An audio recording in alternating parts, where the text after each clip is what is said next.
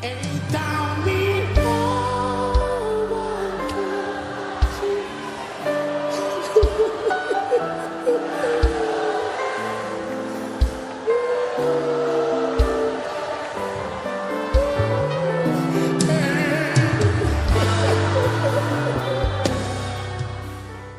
Amada igreja, vamos ficar de pé e meditar em um versículo da palavra do Senhor. Glória a Deus. Glória a Deus. Lucas capítulo número 22. Lucas capítulo número 22, versículo número 15. Lucas 22 e 15, para a glória do nome do nosso Senhor. Faremos aqui uma reflexão. Glória a Jesus. Uma reflexão onde vamos identificar algumas coisas importantes que talvez passem desapercebidas de nós quando trata dos acontecimentos da Páscoa, da última ceia, ou da primeira ceia, da última Páscoa, como queira. Algumas coisas foram declaradas, foram reveladas, e às vezes passam desapercebidos de nós cristãos, e nós vamos descobrir aqui, ou relembrar, para quem já percebeu, para quem já identificou, renova o seu entendimento. Para quem ainda não identificou, vai identificar nessa noite. E o que nós identificamos aqui é para a vigilância. Nós vamos ter que aprender a fazer vigilância no que nós vamos aprender aqui nesse texto. Vou ler apenas um versículo, mas isso está dentro de um contexto de todo o acontecimento da Páscoa, da última Páscoa e da primeira Santa Ceia. Todos encontraram, amém? Amém. Versículo 15 diz: e disse-lhes, quem que disse? Quem que disse? Desejei muito comer convosco esta Páscoa antes que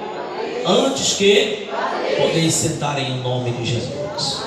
Primeira coisa que Jesus está afirmando aqui é que depois da Páscoa ele será oferecido, que depois da Páscoa ele vai ser entregue nas mãos dos acusadores e sentenciadores.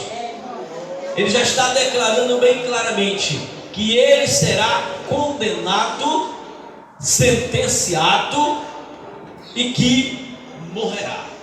É a primeira declaração que Jesus faz nesse texto, e nós precisamos relembrar isso.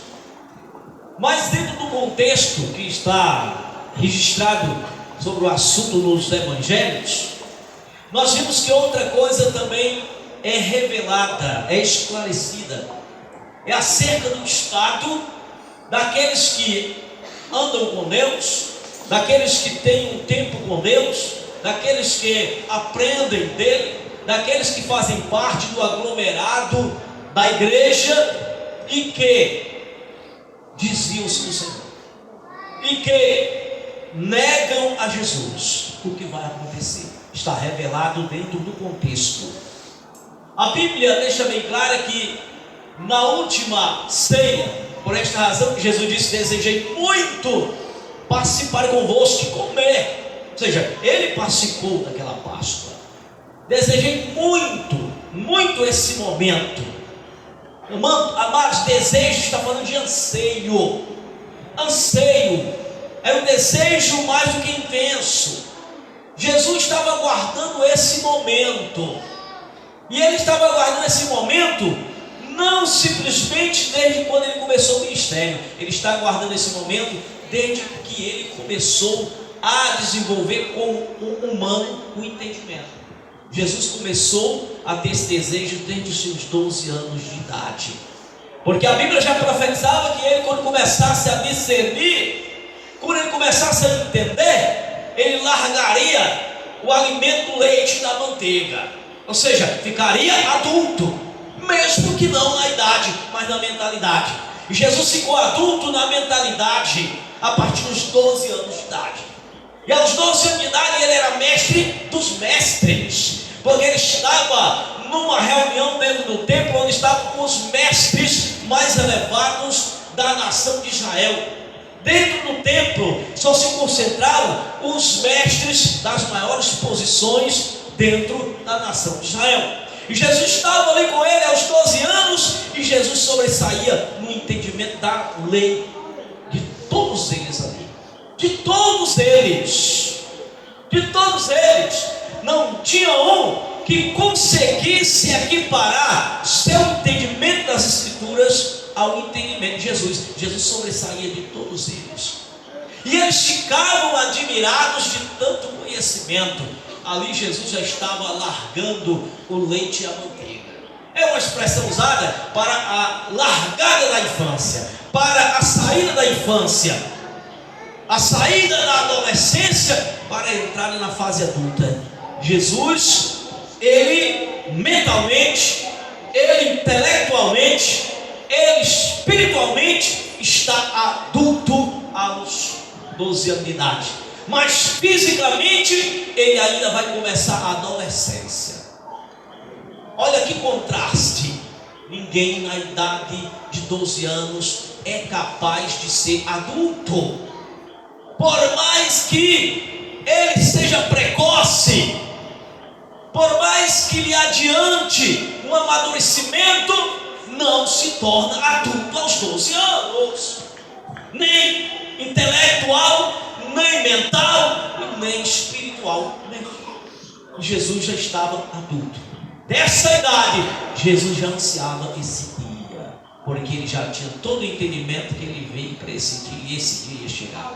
Esse dia em que Jesus ia fazer grandes revelações, e que ele ia externar grandes acontecimentos. Grandes acontecimentos. E o primeiro que ele aqui externa é que ele irá à crucificação, que ele irá padecer. E o padecer não era apenas o sofrer, o padecer era o entregar e ser morto, ser o sacrifício expiatório.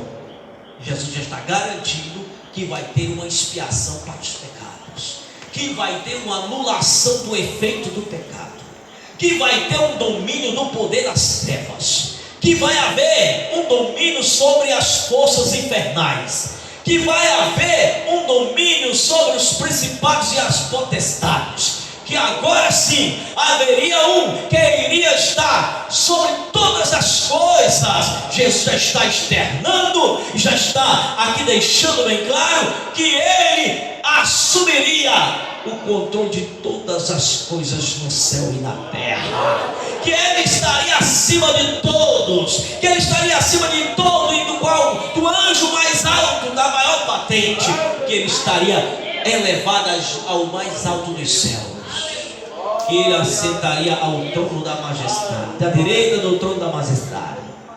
Jesus já está deixando bem claro nessa expressão, porque a nação de Israel esperava o remidor, e o remidor ele entregaria-se pelos que precisavam ser remidos, e Jesus está dizendo que ele padeceria. A expressão padecer, todos os judeus já iam entender que se falava de alguém que seria o sacrifício vivo.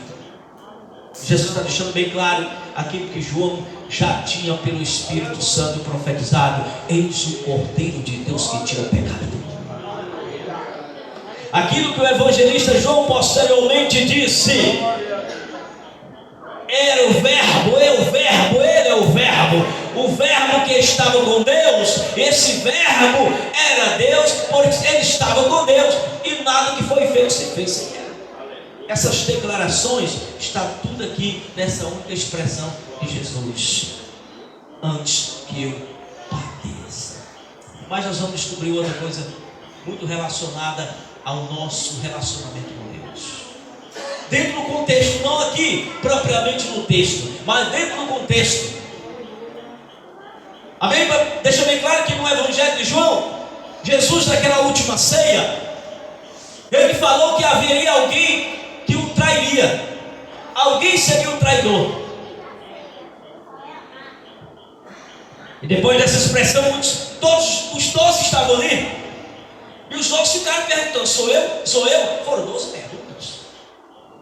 12 perguntas.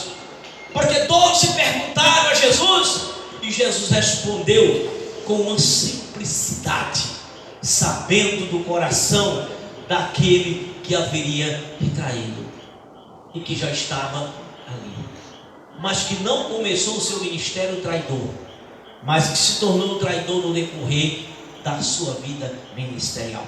Caso de Judas Iscariote. Jesus vai ser aquele que na hora que eu colocar a mão no prato para pegar o pão, vai lutar junto comigo, espontaneamente, instantaneamente. Quando eu estender a mão para pegar o meu pedaço de pão, vai vir uma mão, porque o negócio era por vez. Amados irmãos, o alimento de ceia, que é aquele jantar em conjunto, em grupo familiar, ele era o pão colocado em uma única vasilha, para ali tratar e representar a comunhão, onde ninguém tem receio do outro, tem nojo do outro, onde ninguém tem separação do outro. Então era colocado junto, um único prato, uma única vasilha, e o pão ali dentro, e um pedaço dos pães ali dentro. Então cada um ia pegando na mesma vasilha, uma mão.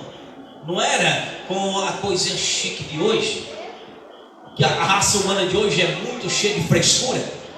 A raça humana de hoje é muito cheia de mimimi. A raça humana hoje é muito cheia de suposta higiene, mas não é higiene, mas é nojo dos outros mesmo.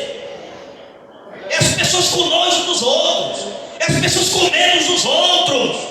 E a prova disso está quando o diabo lança aí uma proposta na pandemia e todo mundo corre para ela, todo mundo fica com medo de todo mundo. Jesus não era esse homem com medo de todo mundo. Jesus, ele estava em carne e osso, e ele pegava no leproso sem medo de pegar lepra, e ele chegava para quem estava com gripe sem medo de pegar o vírus da gripe. Jesus, ele chegava para quem tinha bactéria sem medo de pegar a bactéria, e ele estava no corpo sujeito, mas ele estava confiante de que ele não só iria ser contaminado, mas queria descontaminar o contaminado. Faz a diferença. É igual o servo de Deus, irmão. Aquele servo de Deus está cheio da unção, aquele servo de Deus que tem o poder de Deus, ele tem certeza de que ele vai chegar para um contaminar de doença. Ele não vai se contaminar, mas vai ser usado por Deus para descontaminar o que está contaminado. Um crente não pode ser frouxo e medroso. Lá nas equipes de saúde, entre enfermeiros, médicos, técnicos de enfermagem, esse povo, a maioria nem crente é, muitos nem conhecem as escrituras, muitos nem têm a fé, mas estavam lá tocando quem estava doente, tratando quem estava doente no período da Covid, no pilotão de frente, enfrentando. Esse povo não tinha a certeza de que eles seriam imunizados pelo Senhor Jesus, não. Mas eles estavam confiando nas vacinas que tomavam. A turma da saúde confiaram na vacina que tomaram, embora ela não protegeu ninguém, mas confiavam. Por quê? Porque eles são da área da saúde e acreditam nas ciências que diz que aquilo protege. Então eles tomavam a vacina, porque acreditavam. Então, irmãos, olha, a crença naquilo que não surte efeito, mas se aplicar no coração, fazer as pessoas acreditarem naquilo, eles acreditam. E quantos profissionais da área da saúde morreram infectados pelo Covid?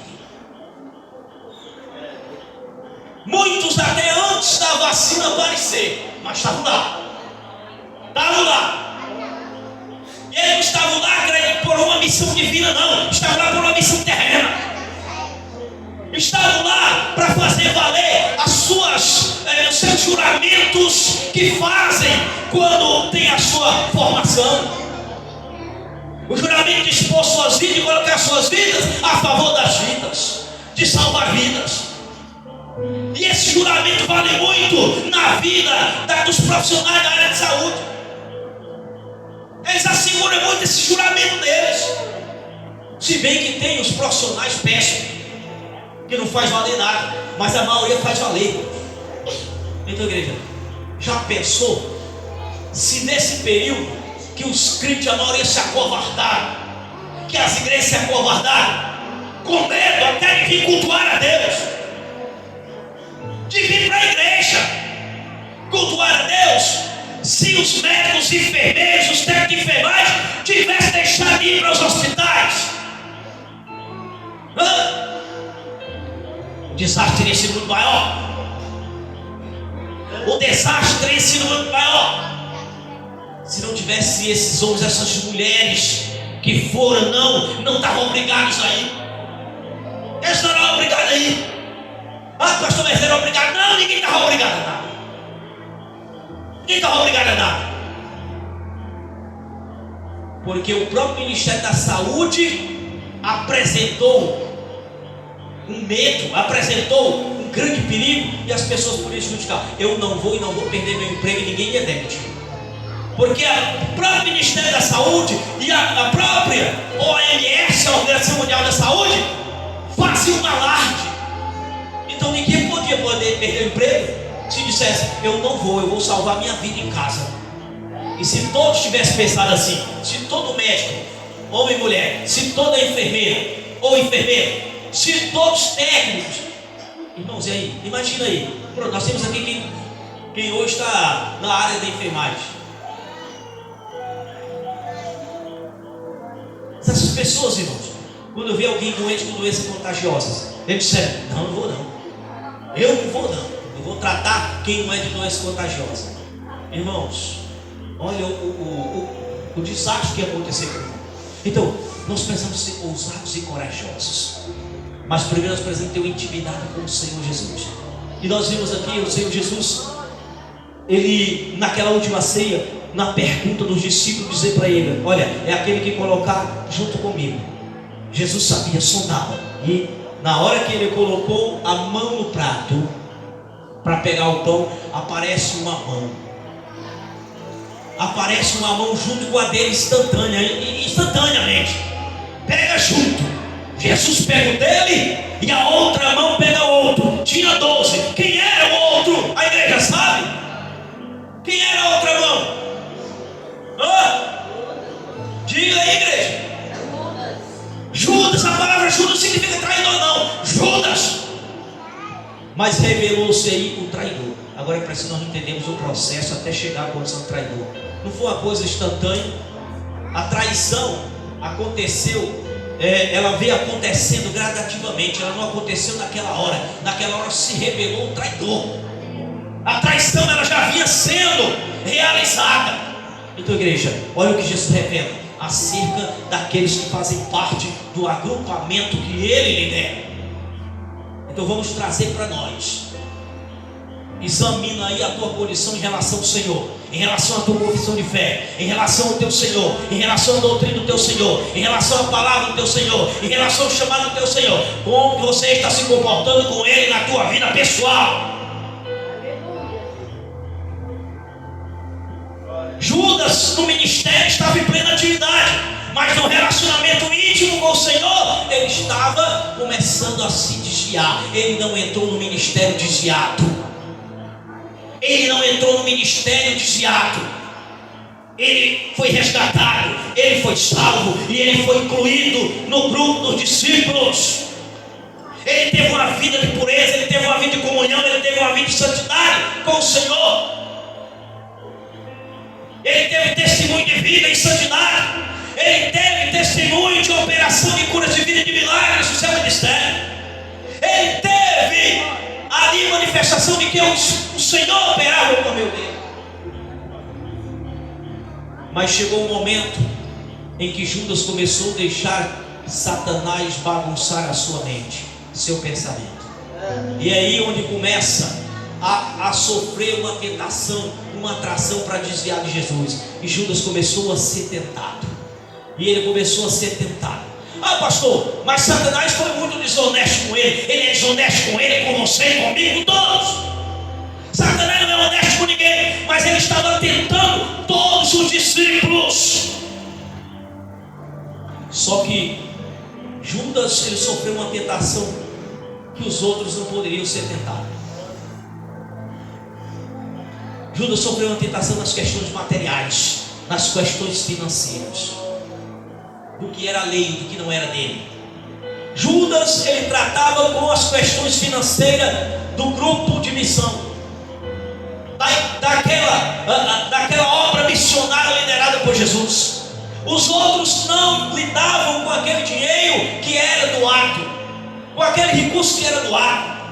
Amados, às vezes você pensa que talvez o tesouro era pouquinho. Imagina aí, muita gente doando. Imagina aí mulheres ricas fazendo doações. O tesouro não era pobre. O caixa do tesouro da obra liderada por Jesus não era fraco. Tinha dinheiro suficiente em caixa. Mas quem era o tesoureiro era Judas, e ele sofreu essa tentação que os outros não poderiam sofrer. Tentação pelo dinheiro. Dificilmente alguém resiste. Paixão por dinheiro, por ter, por querer mais, isso é uma sede desgraçada. Quando se começa a amar, é a raiz de todos os males. E por causa disso, muitos se entregam à destruição e às amarguras da vida. Então, igreja, veja, mas não só essa tentação, não. Essa é uma delas, forte. E Judas foi tentado nessa. E Judas começou a se desviar. Mas ninguém sabia. Jesus sabia, ninguém sabia. Mas Jesus revelou no último dia. Jesus revela. Agora, eu quero chamar a atenção de você para o dia que foi revelado. O dia que foi revelado. No dia que foi revelado, a Bíblia deixa bem claro que Judas já estava dominado psiquico e mentalmente.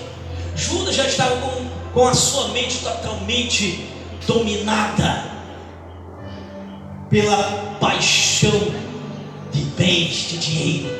Judas já estava com o coração cheio de amor pelo dinheiro. Judas já estava se enriquecendo. Judas estava desviando e acumulando e concentrando em algum local. Ele estava investindo em alguma coisa para si próprio, daquilo que era para investir no reino. Judas estava roubando. E por que ele estava roubando? Porque Satanás tentou e ele caiu. Mas Judas podia se resgatar, podia sim, desde que ele não tivesse colocado seu coração como escravo na tentação que o diabo o levou. Na hora que se descobre, olha qual é o resultado, irmãos. O resultado de Judas foi não só mais trair. Trair é uma coisa. Judas negou. Negar é rejeitar. Trair é você estar passando a perna em alguém. Trair é você estar enganando alguém por um momento, mas que você pode um dia se arrepender e mudar de ideia, e reconhecer que a pessoa que você está enganando não merece aquilo, e você se consertar, e não negar a amizade da pessoa, e não destruir aquela amizade que você tem com a pessoa por causa de atitudes, por causa de posições. Mas na hora que foi revelado, olha a decisão de Judas. Na hora que foi revelado, a decisão de Judas foi negar a Jesus e não se arrepender. Na hora que foi revelado, Judas não sentiu sensibilidade de ter errado, de ter pecado, de ter traído a Jesus e de ter traído os seus companheiros de ministério. Porque Judas estava traindo o mestre, Jesus ele estava traindo os seus companheiros, porque ninguém sabia disso. Agora imagine alguém chegar e dizer para alguém acerca de Judas, né? É um homem fiel. Judas é fiel. Judas está numa posição dentro do ministério, ele está exercendo uma atividade fora a condição de apóstolo, ele está exercendo uma atividade que é complicada. Ele está trabalhando como tesoureiro, mas ele é um cara honesto. Mas não é. Os outros apóstolos pensando que ele era honesto, talvez até dizendo, ele é honesto, mas ele não era. nunca levantou suspeito que Judas era desonesto. Agora, se Judas fosse um cobrador de impostos, ele já seria julgado de desonesto, mesmo que não fosse. Porque nós temos a Bíblia, alguém julgado de desonesto, não pela Bíblia, a Bíblia revela, mas não pela Bíblia, mas pelo povo judeu. Zaqueu é julgado como desonesto até por nós. Nós não encontramos na Bíblia prova de que ele é desonesto. Nós não encontramos na Bíblia nenhuma prova de que Zaqueu é desonesto. Mas todo crente, todo pregador diz que Zaqueu era desonesto. Mas a Bíblia revela uma coisa importante que você precisa ver. Quando se entende sobre escrito, sobre língua, sobre gramática, você vai entender. Judas, quando diante de Jesus, que ele já sabia que sabia tudo, e que ele já estava convertido a Jesus, só faltava ter aquela confissão em público. Ele disse: Senhor, eu dou a metade dos meus bens. A metade dos meus bens já não é meu, vai ser dividido com os pobres. Sincero coração do homem. Ele fica só com a metade, acerca da metade ele diz: se eu tiver defraudado alguém, que se manifeste, porque eu vou devolver 4 vezes a mais. E se ele for desonesto, ele ia ficar à lista, ia ficar devendo. Porque todo mundo em Israel ia aparecer: você me roubou, você me roubou, você me roubou, você me roubou. Não apareceu ninguém. O homem desafiou, pelo menos uma fraqueza da sua vida profissional, ele ter falhado, mas não teve. Então, para você ver, irmão, só porque a profissão todo mundo chamava de ladrão. É igual hoje, política, nem um político presta. Por quê? Por causa do monte de político que não presta, os bons também entram no meio. Já estão começando a dizer que nenhum pastor presta, por causa de uns pastores que não prestam. Está entendendo? Então, irmão, por causa de algumas ovelhas negras em todos os segmentos, seja religioso, seja político, seja da profissão, por causa de umas ovelhas negras que tem pelo meio, e que o erro, a corrupção se espalha fácil, então todo mundo vai olhar para todos que estão ali como ruim do mesmo jeito. Só que quando olhavam para os apóstolos e olhavam para Jesus, os apóstolos imitavam Jesus. Não dava para levantar suspeita, irmão. Olhava para Jesus, todo mundo via Jesus um homem sincero. Até os ímpios olhavam para Jesus, via nele a cara de um anjo. Ninguém poderia levantar suspeita de Jesus.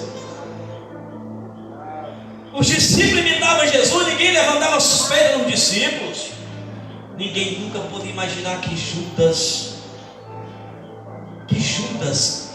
era um homem desonesto. Não no começo, mas no decorrer, ele foi atraído pelo diabo para a desonestidade e ele se tornou desonesto. Então é nessa hora que alguém dizia, chegava para Zaqueu e dizia: Zaqueu, presta atenção, um ladrão. E Zaqueu não era ladrão. Mas chegava para Judas e disse: Zaqueu é um homem de Deus. Esse aqui é mais puro do que os outros, porque ele está na função ali, é apóstolo, ele está numa função que é perigosa. O negócio de dinheiro, mexer com dinheiro, isso é uma sedução. Mas ele é honesto, e ele não era honesto. Jesus revelou a desonestidade. Igreja, a Bíblia diz que ele vai expor a desonestidade do povo que andou com ele, que esteve com ele, que fez parte do povo dele, naquele grande último dia.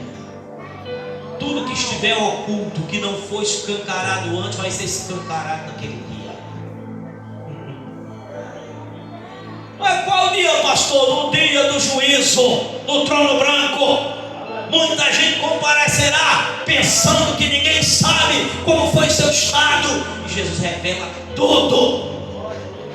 Vai ser um dia de pranto, de ranger de dente, de choro, de desespero, de amargura. Mas Jesus, com essa simples expressão, desejei muito ter convosco e comer convosco a Páscoa. Ele estava revelando essas coisas todas. Agora vamos ver para o traidor. Poderia só ter sido traidor, ter se consertado, mas ele preferiu negar a Jesus. Quando Jesus revelou o traidor, Sabe o que foi que o traidor decidiu? Ele decidiu rejeitar Jesus, negar Jesus.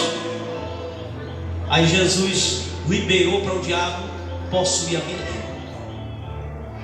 Amados, enquanto você trai, você está com a sua mente, com suas vontades administradas pelo diabo.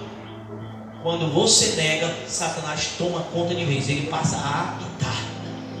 Negar a Jesus é rejeitar a Jesus, e quando se rejeita Jesus, perde toda a proteção. Satanás invade, ele entra. Quando Judas decidiu, ainda depois da revelação de que ele era traidor, ele decidiu negar a Jesus, Satanás tomou conta na hora. E sabe o que acontece quando Satanás toma conta na hora? Ele faz aquilo que ele veio fazer, que João descreve, que ele veio para matar, roubar e destruir.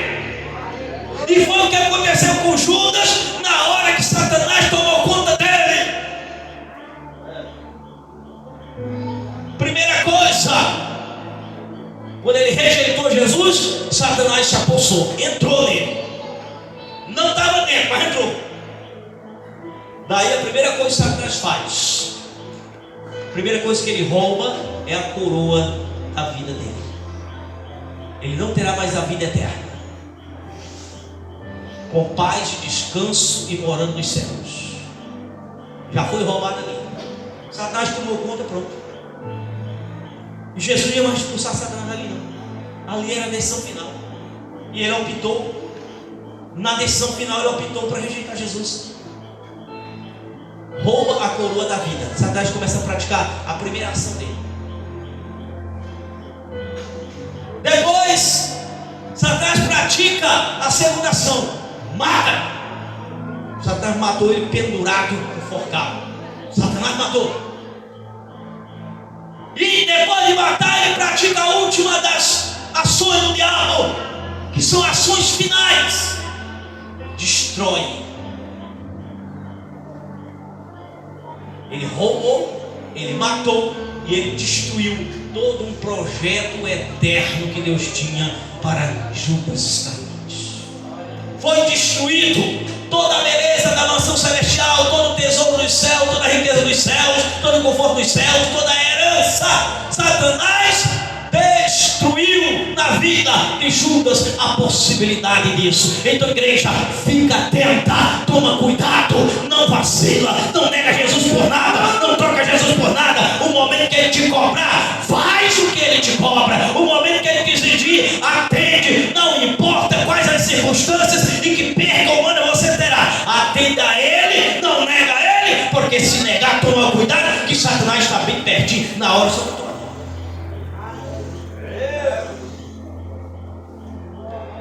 Amado, tem muita gente que já negou Jesus. Tem crente que fica aquele furdunço medonho, na igreja, fora da igreja, na igreja, fora da igreja, na igreja, fora da igreja, na igreja, fora da igreja. Mas o demônio tomando conta, a pessoa se possuindo. Um crente que já foi lavado e remido no sangue de Jesus não pode mais se endemoniar. Ele pode até ficar traindo a Jesus, mas não pode se endemoniar.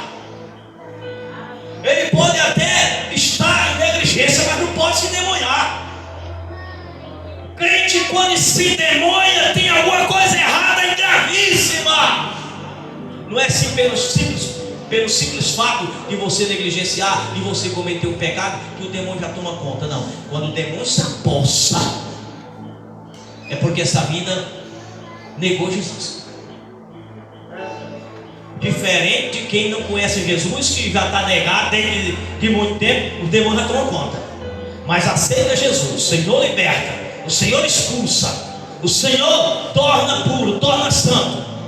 Por isso é que o Senhor diz, através da carta de Hebreus: se negar a Jesus, não tem mais remissão pelo pecado. Aquele que largar a Jesus, não é simplesmente um discípulo da congregação, não estou falando disso não.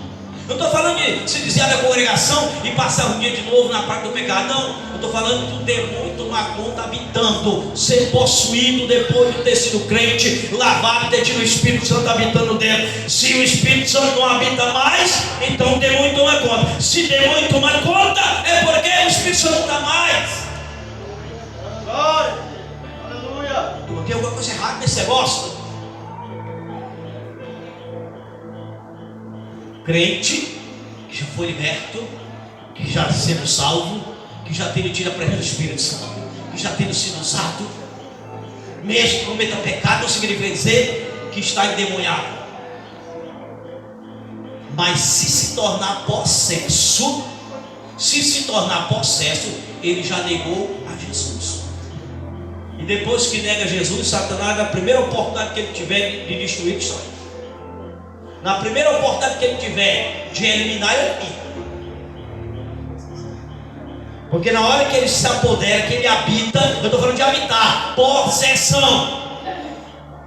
Eu não estou falando da possessão dos ímpios. Eu estou falando da possessão de viciado que negou a Jesus e que agora tem demônio de novo. Me explica aí. Me dê uma solução para o problema. Me convença o contrário de que essas pessoas ainda serão resgatadas. Conheço nenhum, irmãos. Conheci foi pastor, homem de Deus. Conheci eu quando garoto, conheci homem de Deus. Que depois deu lugar ao diabo, o Satanás foi mexendo na mente dele, ele se desviou da igreja, ficou pecando, mas depois o diabo tomou conta dele. Satanás se apoderou, Satanás destruiu a vida dele. Satanás destruiu o pastor. O pastor foi pastor de igreja aqui no Macarape. Satanás o destruiu. Satanás levou ele para uma emboscada de assaltantes que acabaram com a vida dele. Satanás acabou com ele, sem mais chance dele voltar para Jesus, porque Satanás já habitava dele. Então, igreja, irmãos, não brinque de fraqueza, não brinque de negligência. Tenha comunhão com Jesus de verdade. Nós não estamos falando de fraquezas físicas, fraquezas do teu compromisso. Não seja fraco no compromisso, você seja sincero, seja honesto.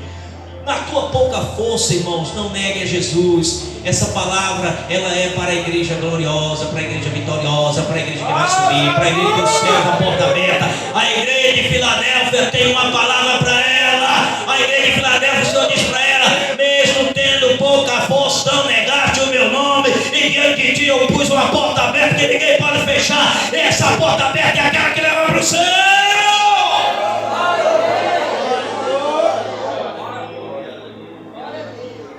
Seja um crente filadélfio, mesmo com pouca força física, mesmo com pouca força intelectual, mas não tenha pouca força espiritual. Não nega Jesus, não negue, irmão. Não negue porque você se raivou com o irmão. Já é um erro você ficar com raiva do irmão, da irmã. Já é um erro seu. Já é um erro seu ficar com raiva do irmão, da irmã. Já é um erro seu ficar com raiva da sua líder, do seu líder, do seu pastor. Já é um erro seu. Não fique lá, porque se abre, se escancara as oportunidades para o diabo conseguir dominar. Conseguir dominar. E dominar e te levar, e te arrastar até te tornar alguém que negará Jesus.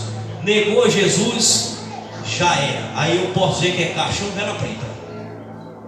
Se negar a Jesus, Satanás mata. Se negar a Jesus, Satanás mata. Não esqueça disso. Não negue a Jesus. Resista ao mal, com mesmo a tua pouca força, porque tem uma porta aberta para você. E essa porta aberta é a porta da salvação, é a porta dos céus, é a porta do eterno, é a porta da premiação, é a porta do galardão, é a porta da coroa da vida, é a porta do pão da vida, é a porta da praça de ouro e de cristal, é a porta dos céus. Irmãos, é a porta de tanta coisa, da coroa, é a porta do pão da vida, é a porta da pedra branca, é onde você vai encontrar tudo isso. É lá no céu, não é aqui na terra. Você encontra lá no céu. Teu tesouro está reservado lá. Que Deus e Cristo abençoe. Vamos trazer o pão para que possamos aqui consagrar o pão, igreja.